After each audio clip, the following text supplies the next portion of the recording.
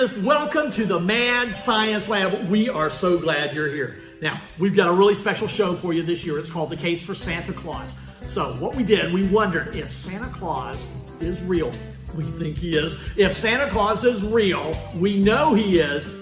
He must be able to do all that stuff. So scientifically, we're going to investigate and find out if he can do all of the hard questions that we have about Santa Claus.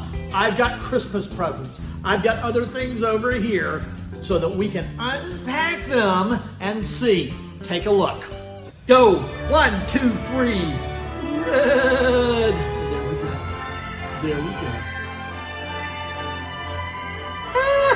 It's making a bunch of little bubbles. Sit down. Please work, please work, please work, please work, please work.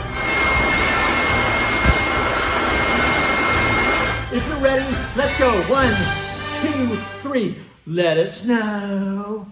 Let it snow. Let it snow. It's working.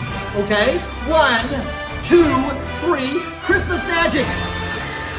And it worked! It worked! Look at that way up there! That is so exciting. We'll be studying that and more this Christmas season as we solve the case for Santa Claus right here in the Mad Science Lab. Don't miss it.